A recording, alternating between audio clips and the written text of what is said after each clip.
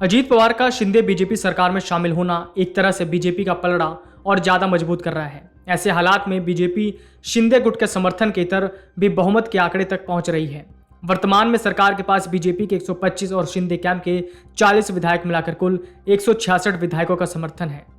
BJP नेता सुधीर मुनगंटीवार ने कहा, पूरी एनसीपी ही शामिल हो रही है, 40 से ज्यादा विधायक शामिल हो रहे हैं। वहीं शिंदे सरकार में मंत्री शंभूराज देसाई ने कहा, हम अजीत पवार का स्वागत करते हैं, उनके फैसले का स्वागत करते हैं। इससे पहले रविवार 1 जुलाई को ही महाराष्ट्र में नेता प्रतिपक्ष अजीत पवार के निवास पर पार्टी नेताओं की महत्वपूर्ण बैठक हुई थी। इस बैठक में पार्टी के दोनों कार्यकारी अध्यक्ष सुप्रिया सुले और प्रफुल्ल पटेल भी शामिल हुए थे। साथ ही दिलीप वालसे पाटिल, हसन मुशरीफ, धनंजय मुंडे, दौलत दौराडा जैसे नेता पहुंचे हैं। बैठक खत्म होने के बाद अजीत पवार घर से सीधे राजभवन के लिए निकल गए। राजभवन के अंदर से जो तस्वीरें आई हैं उनमें प्रफुल्ल पटेल भी नजर आ रहे हैं। बता दें, प्रफुल्ल पटेल वर्तमान में एनसीपी के कार्यकारी अध्यक्ष हैं। पार्टी ने पिछले महीने सुप्रिया सुले के साथ 2 कार्यकारी अध्यक्ष बनाए थे। महाराष्ट्र की राजनीति में बड़ा उलटफेर हो गया। एनसीपी नेता अजीत पवार शिंदे सरकार में शामिल हो गए, उन्हें डिप्टी सीएम पद की शपथ ले ली।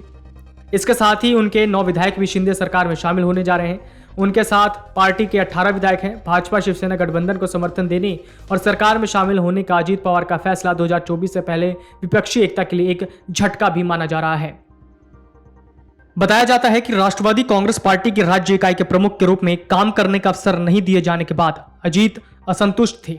बैठक में पार्टी के राष्ट्रीय कार्यकारी अध्यक्ष प्रफुल्ल पटेल और सुप्रिया सुले भी शामिल हुई। हालांकि सुले बैठक छोड़कर चली गई। रविवार सुबह एनसीपी के प्रदेश अध्यक्ष जयंत पाटिल ने पुणे में मौजूद शरद पवार से फोन पर बातचीत की। राजनीतिक घटनाक्रम पर नजर रखते हुए शरद पवार ने पुणे में रहने का फैसला किया और कथित तौर पर अपने सभी निर्धारित कार्यक्रम रद्द कर दिए। सूत्रों के मुताबिक भाजपा शिवसेना को समर्थन देने और सरकार में शामिल होने का एनसीपी का फैसला 2024 से पहले विपक्षी एकता के लिए बड़ा झटका है। यह फैसला शरद पवार की मंजूरी के बिना नहीं लिया जा सकता था और यह कांग्रेस द्वारा राहुल गांधी को थोपने की कोशिश का नतीजा है। वहीं आपको बता दें कि शिवसेना के नेता संजय राउत ने पिछले दिनों दावा किया था कि एनसीपी नेता अजीत पवार बीजेपी में शामिल हो सकते हैं। इसी के बाद से उनके बीजेपी में जाने की अटकलें तेज हो गई थी। दरअसल अजीत की केंद्रीय गृह मंत्री अमित शाह के साथ मुलाकात की खबरें सामने आई थी, जिसके बाद राउत ने यह दावा किया था।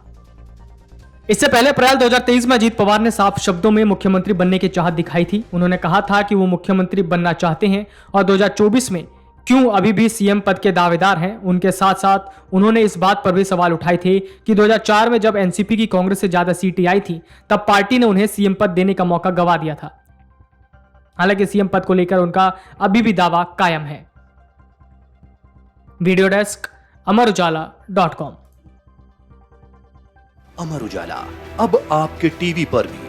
अपने स्मार्ट टीवी पर YouTube पर सर्च करें अमर उजाला, चैनल सब्सक्राइब करें और देखें ताजा खबरें, वो भी HD क्वालिटी में। और हाँ, बेल आइकन दबाना ना भूलें ताकि हर खबर हो आपके घर। अमर उजाला, निष्पक्ष, निर्भीक, निरंतर।